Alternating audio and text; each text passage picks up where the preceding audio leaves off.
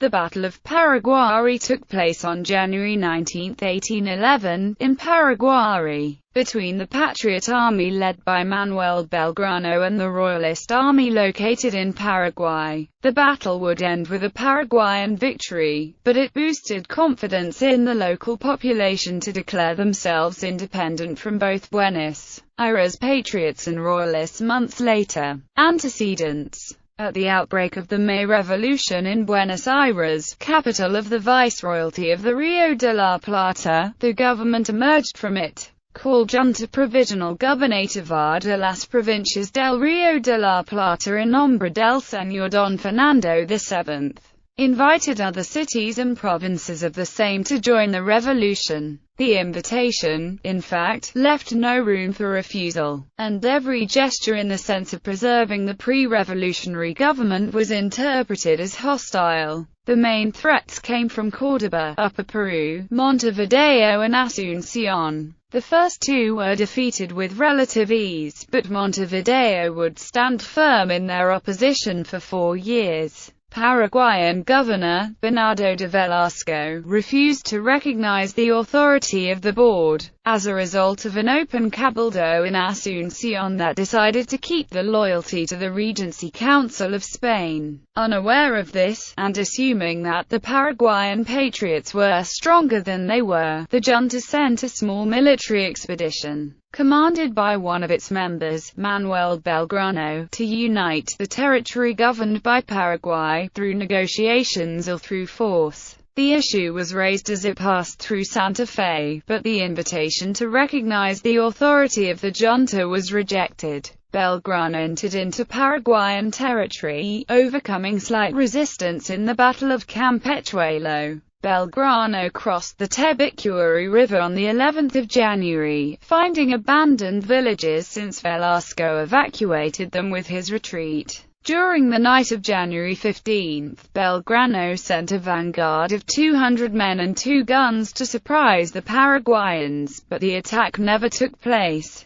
The next morning, the Argentine general was positioned himself on a hill, from where he watched the Paraguayan camp. Although the enemy force at least exceeded theirs by a ratio of 10-1, decided to attack without exhausting the possibilities to negotiate. Although Belgrano had sent several proclamations to the Paraguayans, inviting them to act by the revolution, Velasco banned all such pamphlets. Belgrano considered if he succeeded, it would open the entrance to Asunción, and if he was defeated, at least his army was fair nor inside enemy territory to avoid being completely expelled. On the other hand, it is possible that he and his officers despised the combat capability of Paraguayans and overestimated the possibility of inspiring patriotic enthusiasm. The battle. Belgrano organized his infantry into 2 rows of 220 and 240 men, and placed Machain's cavalry on the right and Padril's on the left. In reserve back at Cerro Mbae, were 70 riders and militia guarding the baggage train. After ordering that his troops mass out 300 in the morning on January 19,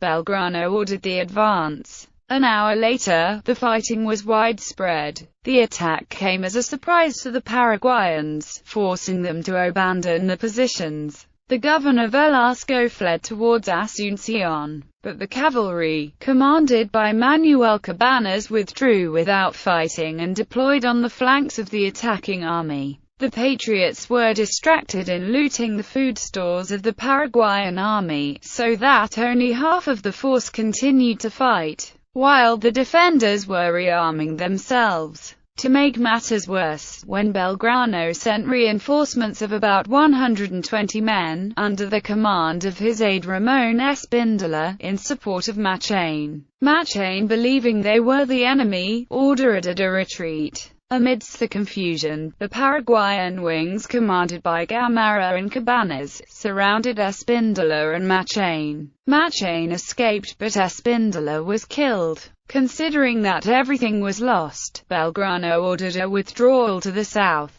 Consequences. The Battle of Paraguarí was not a final victory for the Paraguayan royalists. Belgrano still had his army. But the colonial government had been saved, and the province could not be compelled to submit to the government of Buenos Aires. Weeks later, Belgrano would definitely be defeated at the Battle of Tacuary and expelled from Paraguay. When, months later, Paraguay declared its independence from Spain, would make clear that none were willing to go to Buenos Aires. And when the successive governments of Buenos Aires is clearly likely to show the other provinces to deny equal rights, Paraguay affirmed this trend in a final independence.